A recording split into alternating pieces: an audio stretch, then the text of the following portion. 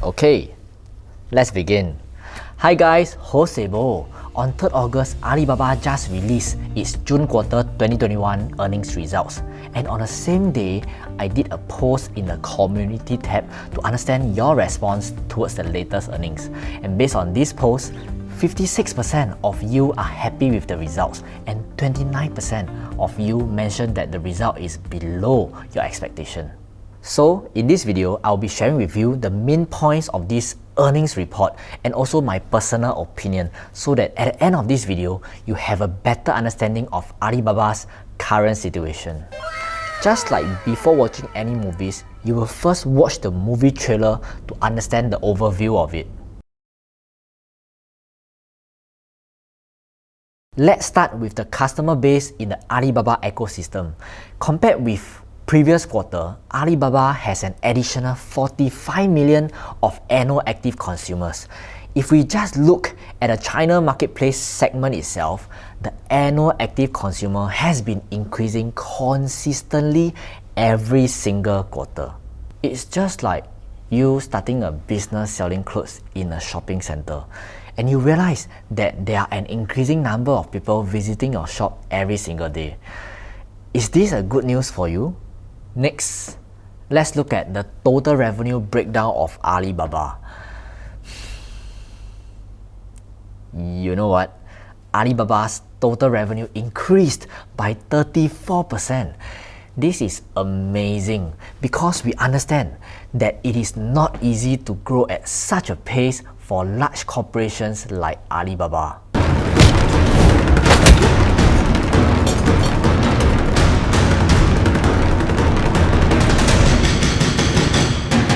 And what I'm amazed is that every single segment of Alibaba Group is growing more than 10%.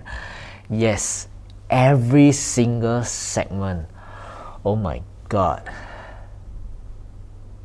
However, we do notice that the income from operations has dropped 11% compared with the same quarter in 2020.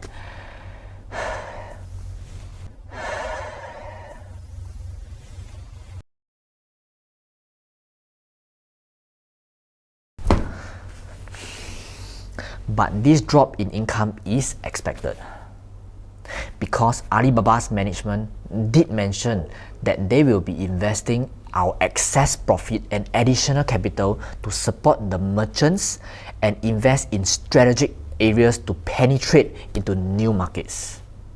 From what I know, good businesses are always balancing between profits and growth. For example, if a business wants massive growth, they will be pouring more resources into buying more assets and spending more on sales and marketing to acquire more market share. But this will definitely affect the short-term profitability of the business. I feel that Alibaba's management understands that they are in a very competitive industry. Therefore, they are putting more resources to grow the company by capturing more market share for the long-term benefits of shareholders. What do you think? And this can be seen from the increase in revenue yet decrease in both net income and free cash flow in this quarter. Anyway, I'm really curious. If you are the management of Alibaba, will you be focusing more on the profitability of the business or the growth of the business? I mean, let me simplify it. Will you prefer Alibaba to distribute its profits to the shareholders as dividends, or do you prefer Alibaba to reinvest every single cent of its profit back to the business to grow much faster? Profit or growth? Do share with me your opinion in the comment section below, as I'm really curious to know about your thoughts and we can discuss further. During the previous quarter, Alibaba took the excess profit to invest in strategic areas such as Taobao Deals, Lazada, Idle Fish and Taobao Life. In my opinion, I support Alibaba for doing so. I believe that every business has to try new things and grow, because if a business is not growing, they are just waiting to be disrupted by the industry, just like Nokia or even Kodak. In my opinion, the easiest way to find out whether a business is focusing more towards growth is by looking at the sales and marketing expenses. Alibaba increases its sales and marketing expenses from 13 billion Chinese yuan to 27 billion Chinese yuan. This is more than double the amount, and Alibaba increased its weightage of marketing expenses from 9% to 13% of the total revenue.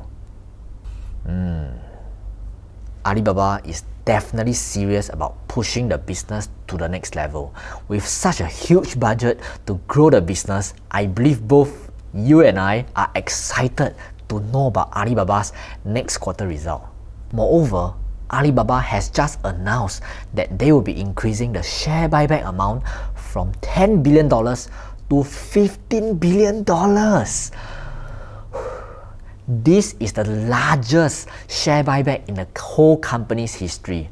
And Alibaba also mentioned that they have bought back $3.7 billion worth of Baba stock since 1st of April 2021.